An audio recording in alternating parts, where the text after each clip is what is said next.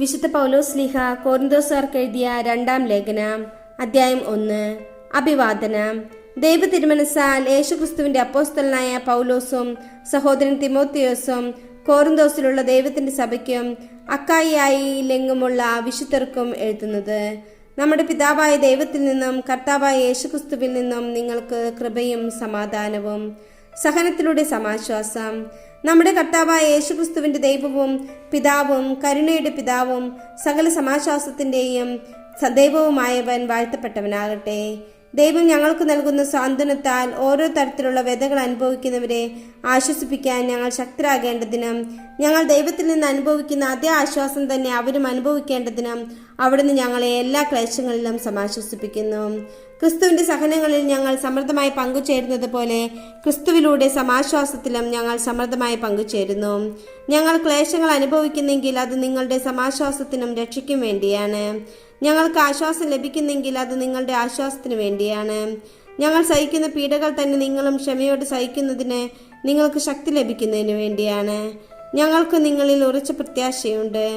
ഞങ്ങളുടെ ക്ലേശങ്ങളിൽ നിങ്ങൾ പങ്കുചേരുന്നത് പോലെ ഞങ്ങളുടെ സമാശ്വാസത്തിലും നിങ്ങൾ പങ്കുചേരുമെന്ന് ഞങ്ങൾക്കറിയാം. സഹോദരരെ, ഏഷ്യയിൽ ഞങ്ങൾ അനുഭവിച്ച ക്ലേശങ്ങളെപ്പറ്റി നിങ്ങൾ അറിഞ്ഞിരിക്കണമെന്ന് ഞങ്ങൾ ആഗ്രഹിക്കുന്നു. മരണഭയം ഉണ്ടാകത്തക്ക വിധം അത്രമാത്രം കഠിനമായും ദുസ്സഹമായും ഞങ്ങൾ പീഡിപ്പിക്കപ്പെട്ടു. മാത്രമല്ല, ഞങ്ങൾ മരണശിക്ഷയ്ക്ക് വിധിക്കപ്പെട്ടിരിക്കുന്നെന്ന് ഞങ്ങൾക്ക് തോന്നി. എന്നാൽ ഇത് ഞങ്ങളിൽ തന്നെ ആശ്രയിക്കാതെ മരിച്ചവരെ ഉയർപ്പിക്കുന്ന ദൈവത്തിൽ ആശ്രയിക്കുന്നതിന് വേണ്ടിയായിരുന്നു.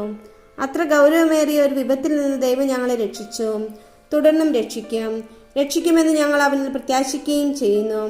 ഞങ്ങൾക്ക് വേണ്ടിയുള്ള പ്രാർത്ഥനകൾ വഴി നിങ്ങൾ ഞങ്ങളെ സഹായിക്കണം.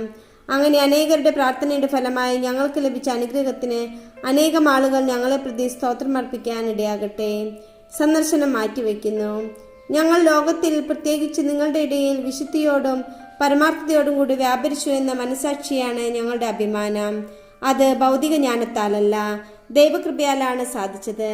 നിങ്ങൾക്ക് വായിക്കാനും മനസ്സിലാക്കാനും സാധിക്കുന്നതൊഴിച്ച് മറ്റൊന്നും ഞങ്ങൾ എഴുതുന്നില്ല. ഇപ്പോൾ നിങ്ങൾ ഞങ്ങളെ ഭാഗികമായി മനസ്സിലാക്കുന്നത് പോലെ നമ്മുടെ കർത്താവായ യേശുവിന്റെ ദിനത്തിൽ നിങ്ങൾ ഞങ്ങളുടെ അഭിമാനവും ഞങ്ങൾ നിങ്ങളുടെ അഭിമാനവുമാണെന്ന് നിങ്ങൾ സമ്പൂർണമായും ഗ്രഹിക്കുമെന്ന് ഞാൻ പ്രത്യാശിക്കുന്നു. ഈ വിശ്വാസത്തോടെയാണ് നിങ്ങൾക്ക് വീണ്ടും കൃപ ലഭിക്കേണ്ടതിന് നിങ്ങളുടെ അടുത്ത് വരാമെന്ന് ഞാൻ നേരത്തെ നിശ്ചയിച്ചത്.